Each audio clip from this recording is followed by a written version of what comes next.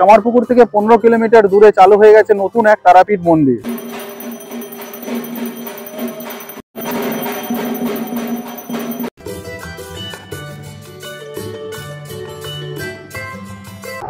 নমস্কার বন্ধুরা, কেমন আছেন সবাই? বন্ধুদল ভিলেজ ব্লগে আপনাদের সবাইকে স্বাগত। আজ 15ই জানুয়ারি 2025 বুধবার, ঘড়ির কাঁটা বলছে দুপুর 12টা। আজকের ব্লগ শুরু করছি হুগলি জেলার কামারপুকুর রামকৃষ্ণ মঠের কাছ থেকে।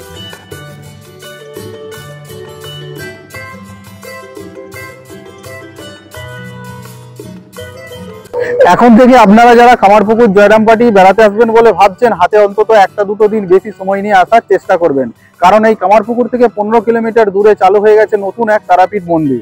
জায়গাটার নাম হচ্ছে এই হুগলি জেলার মধ্যেই পানপাতা তারাপীঠ মন্দির। তো চলুন তাহলে সেই তারাপীঠ মন্দিরের সমস্ত কিছু তথ্য দিতে চলেছি আমার এই ভিডিওর মাধ্যমে।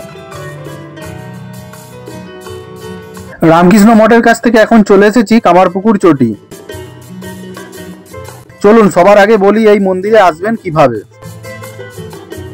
আপনারা যারা কামারপুকুর জয়রামবাটি বেড়াতে এসে এই মন্দিরে আসবেন তাদের জন্য বলি, এই কামারপুকুর চটি থেকে যে কোনো একটা অটো কিংবা টোটো ধরে 20 টাকা ভাড়া দিয়ে চলে আসুন বেঙ্গাই পর্যন্ত, আর সময় লাগবে 10 মিনিটের কাছাকাছি।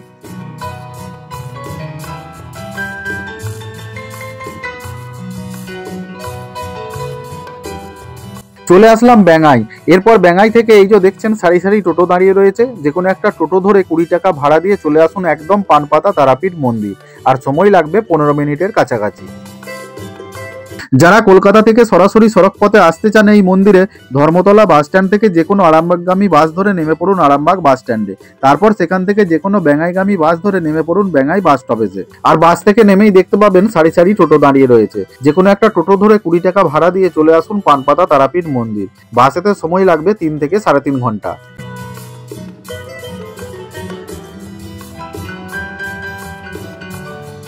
এছাড়াও যারা বর্ধমানের দিক থেকে আসতে চান, বর্ধমান তেলিপুকুর বাস স্টপেজ থেকে যে কোনো আরামবাগগামী বাস ধরে নেমে পড়ুন উচালন বাস স্টপেজে।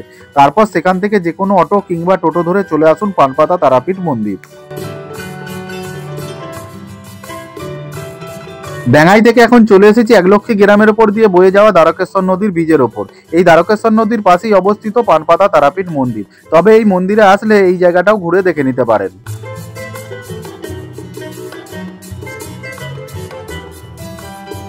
অবশেষে চলে আসলাম মন্দিরের কাছাকাছি, ওই যে দূর থেকে মন্দিরটা দেখা যাচ্ছে। কলকাতা থেকে যারা রেলপথে আসতে চান, হাওড়া স্টেশন থেকে যে কোনো আরামবাগ লোকাল ট্রেন ধরে চলে আসুন আরামবাগ স্টেশন। তারপর আরামবাগ বাস স্ট্যান্ড থেকে যে কোনো বেঙ্গাইগামী বাস ধরে নেমে পড়ুন বেঙ্গাই বাস স্টপেজে। এরপর বেঙ্গাই থেকে যে কোনো একটা টোটো ধরে চলে আসুন পানপাতা তারাপীঠ মন্দির। আমি সকালের দিকের কটা ট্রেনের টাইম ভিডিও স্ক্রিনে দিয়ে দিলাম।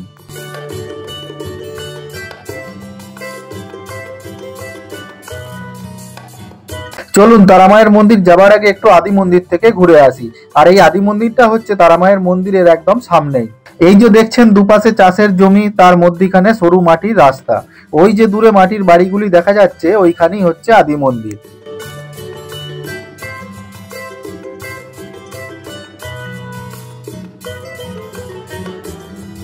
চলে এসেছি আদি মন্দিরের সামনে, আর এই গেটটা হচ্ছে মন্দিরের ভেতরে যাবার মেন গেট। চলুন তাহলে যা যাক ভেতরে।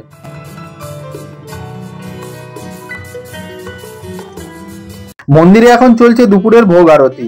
একদিকে রয়েছে মা কালীর মূর্তি, আর তার পাশে রয়েছে মা মনসার মূর্তি, আর এই দুটো মূর্তির পিছনে রয়েছে বাবা ভোলেনাথ।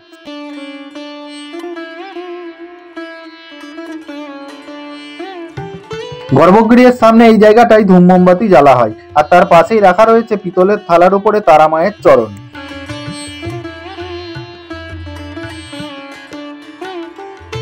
মন্দিরে পুজোও শেষ হলো, আর আমারও আদি মন্দির দেখা শেষ। এবারে এখন চলে যাব সোজা একদম তারা মায়ের নতুন মন্দিরে। চলে এসেছি তারা মায়ের মন্দিরের সামনে। এই মন্দিরটি একদম বীরভূম জেলার তারাপীঠ মন্দিরের আদপে তৈরি করা হয়েছে। সবার আগে মন্দির চত্বরটা একটু ঘুরে দেখা যাক, তারপর আপনাদেরকে মন্দির সম্বন্ধে সমস্ত তথ্য বলছি। মন্দির চত্বরে প্রবেশ করেই দেখতে পাচ্ছি এই চালাটির মধ্যে একটি হোমযজ্ঞের বেদি করা রয়েছে। প্রত্যেক অমাবস্যায় বা বিশেষ বিশেষ তিথিতে এখানে হোমযজ্ঞ করা হয়। আর এই চালাটির ঠিক পাশেই একটা হাড়কাট মাটিতে পোঁতা রয়েছে। ছোট ছোট মাটির টবের মধ্যে বিভিন্ন রকমের ফুলের গাছও লাগানো রয়েছে, তাতে আবার ফুলও ফুটে আছে। বাহ, ভারী সুন্দর লাগছে দেখতে।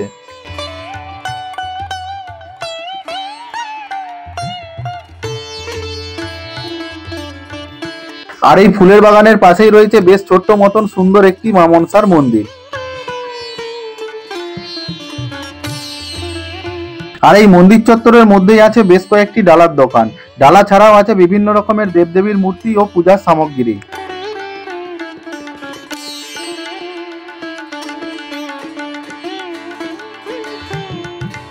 এটা হচ্ছে একটা শিবলিঙ্গের মন্দির, আর ঠিক তার পাশেই আছে সাধক বামাখ্যাপার মন্দির।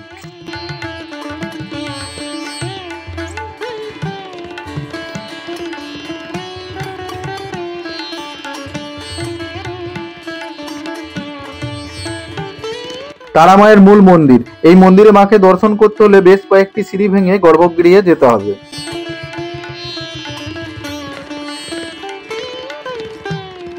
এই মূল মন্দিরের নিচেই রয়েছে ভক্তদের জন্য ভোগ খাওয়ানোর ঘর।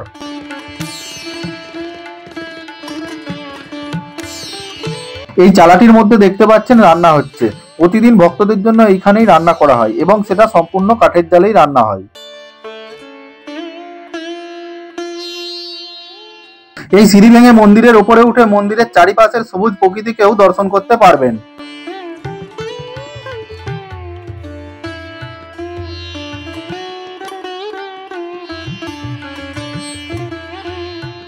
মন্দির চত্বর মোটামুটি ভাবে ঘোরা শেষ। মাকে দুপুরের ভোগ নিবেদন করতে একটু দেরি আছে। মাকে ভোগ নিবেদন করা শেষ হয়ে গেলে তারপর ভক্তদের জন্য ভোগ খাওয়ানো শুরু হবে। চলুন ততক্ষণে বরং মন্দির সম্বন্ধে সমস্ত তথ্যটা আপনাদেরকে জানিয়ে দিই।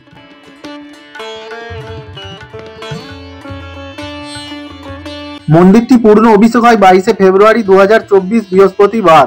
ওই দিন উপস্থিত ছিলেন বীরভূম জেলার তারাপীঠ মন্দিরের তান্ত্রিক মহারাজ, বেলুর মঠের মহারাজ সহ 108 জন ব্রাহ্মণ।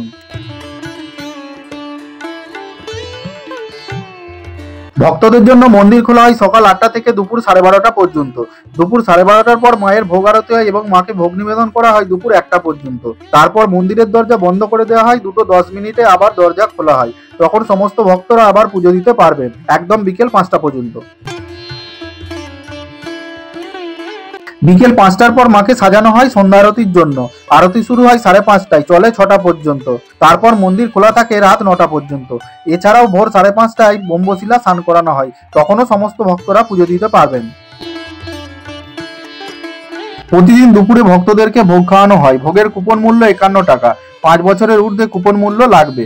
প্রতিদিন 200 টাকা করে কুপন দেওয়া হয়। কুপন কাটার সময় সকাল 9টা থেকে বেলা 11টা পর্যন্ত। আর ভোগ খাওয়ানো শুরু হয় দুপুর 1টার পর থেকে। আপনারা যারা দূর দূরান্ত থেকে আসবেন আর মনে মনে ঠিক করেছেন দুপুরে ভোগ প্রসাদ খাবেন বলে, অথচ কুপন কাটার জন্য সঠিক সময়ে মন্দিরে পৌঁছতে পারবেন না, তাহলে তারা একটু আগের থেকে এই মন্দির চত্বরে ডালার দোকান বামতারা পূজা ভান্ডার, এই দোকানটিতে ফোন করে দিলে এনারা কুপন কেটে রেখে দেবে। তবে এর জন্য আলাদা করে এই দোকানে কোনো টাকা পয়সা দিতে হয় না। দোকানের ফোন নাম্বার আমি ভিডিও স্ক্রিনে দিয়ে দিলাম। তবে এই মন্দিরে যারা সরাসরি আসবেন, এই মন্দিরের আশেপাশের ঘোরার জায়গা মানে 20 থেকে 25 কিলোমিটারের মধ্যে কোন কোন জায়গা আছে তার একটা লিস্ট আমি ভিডিও স্ক্রিনে দিয়ে দিলাম। চলুন এক্ষুনি শুরু হয়ে যাবে ভোগ আরতি ও মাকে ভোগ নিবেদন। আর তার জন্যই ভোগের থালা মাথায় করে নিয়ে যাওয়া হচ্ছে গর্ভগৃহে। এই ভোগ আরতি শেষে ভক্তদের জন্য ভোগ খাওয়ানো শুরু হবে। খোলা হলো গর্ভগৃহের দরজা, শুরু হয়ে গেল ভোগ আরতি ও মাকে ভোগ নিবেদন।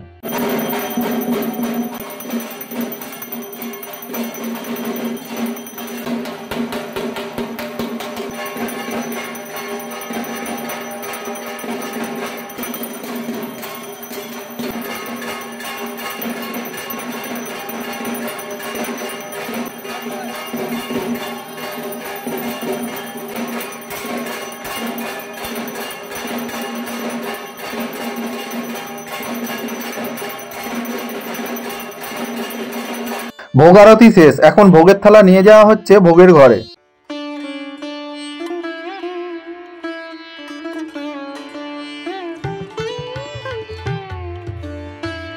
শুরু হলো ভক্তদের জন্য ভোগ খাওয়ানো। প্রতিদিনের মতো আজকেও তারা মায়ের নামে জয়ধ্বনি দিয়ে তারপর ভক্তরা ভোগ খাওয়া শুরু করবেন।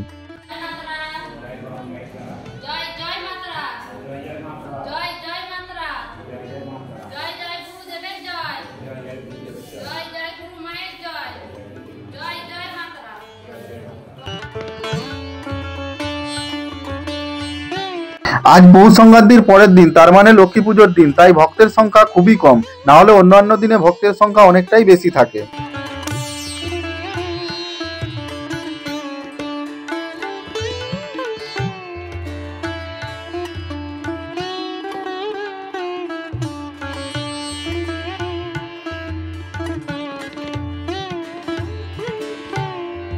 ভোগ খাওয়ানো শেষ হওয়ার পর 2:15 মন্দিরের দরজা খোলা হলো, আর আমিও একটা 51 টাকার পুজোর ডালা নিয়ে তারা মায়ের চরণে পুষ্পাঞ্জলিটা দিয়ে দিলাম।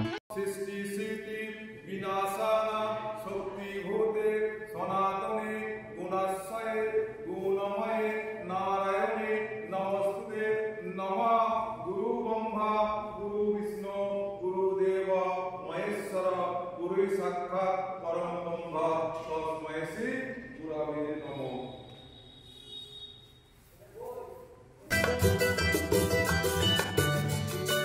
পানপাতা তারাপীঠ মন্দির ভিডিও এই পর্যন্তই। কেমন লাগলো আপনাদের, আপনারা অবশ্যই কমেন্ট করে জানাবেন। ভালো লাগলে লাইক ও সাবস্ক্রাইব করবেন।